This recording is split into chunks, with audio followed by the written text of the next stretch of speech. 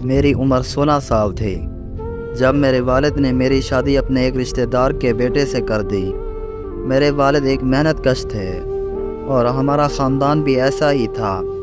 میرے شوہر ایک چھوٹے زمیندار کے بیٹے تھے اور ان کا خاندان بڑی مشکل سے گزر بسر کرتا تھا۔ ہمارے پاس کچھ زیادہ وسائل نہیں تھے اور میرے سسرال میں 6 بیٹیاں اور کچھ بھتیجا بھی تھی جن کی پرورش اور دیکھ بھال کا بوجھ میرے شوہر پر تھا۔ شادی کے بعد مجھے فوراً ہی روزمرہ کے کاموں میں لگ جانا پڑا۔ میں کھیتوں میں کام کرتی، پانی بھرنے جاتی اور تندور پر روٹیاں پکاتی۔ میرے پاس اپنے لیے سوچنے یا اپنی زندگی کے مسائل کو سمجھنے کا وقت ہی نہیں تھا۔ میری شادی ایک ایسے خاندان میں ہوئی تھی جہاں صرف محنت اور مشقت ہی زندگی کا ایک لازمی حصہ تھی۔ اللہ نے 1 سال بعد ہمیں ایک بیٹا دیا جو بہت ہی خوبصورت تھا، جس کا نام ذیشان رکھا گیا۔ میری ساس بہت خوش تھی اور گھر میں سب اسے پیار سے شانو کہتے تھے۔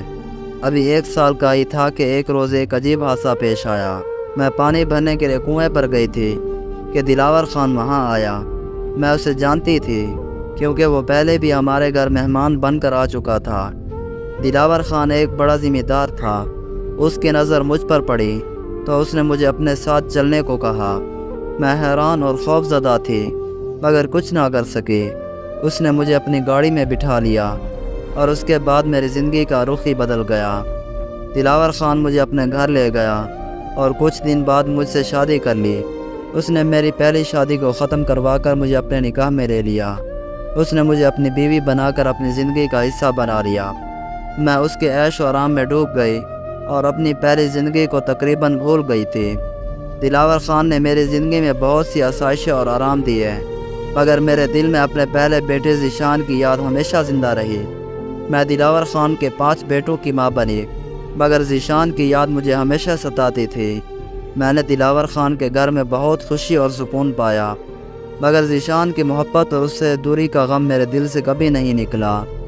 جب دلاور خان کا انتقال ہو گیا تو میں بالکل تنہا ہو گئی۔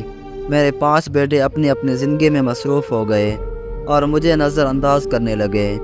میں نے اپنی تمام جائیداد ان میں تقسیم کر دی اور دلاور خان کی وصیت کے مطابق زندگی گزارتی رہی۔ مگر ایک روز مجھے اپنے بیٹے ذیشان سے ملنے کی شدید خواہش ہوئی۔ میں نے اپنے بیٹوں کو ذیشان سے ملنے کی بات کی مگر وہ بہت ناراض ہوئے اور مجھے منع کر دیا۔ لیکن میں اپنے بیٹے ذیشان سے ملے بغیر نہیں رہ سکتی تھی، اس لیے میں نے ان سے چھپ کر ذیشان سے ملنے کا منصوبہ بنایا۔ جب میں ذیشان سے ملی تو وہ میرے قدموں میں بیٹھ گیا اور روتے ہوئے کہا کہ اس نے کبھی مجھے نہیں بلایا تھا۔ اس کی محبت اور اس کی یادیں میرے دل میں ایک دردناک یادگار بن گئی۔ میں نے دلاور خان کے بعد 6 بیٹوں کے ساتھ زندگی گزارنے کے باوجود ذیشان کو کبھی نہیں بلایا تھا۔ اب میں ذیشان کے ساتھ اس کے گھر میں رہ رہی ہوں اور اپنی باقی زندگی اس کے ساتھ گزارنے کا ارادہ کر چکی ہوں۔ میرے 5 بیٹے میری زندگی سے دور ہو چکے ہیں مگر ذیشان کی محبت اور اس کی قربت نے میرے زندگی کو پھر سے بامعنی بنا دیا ہے۔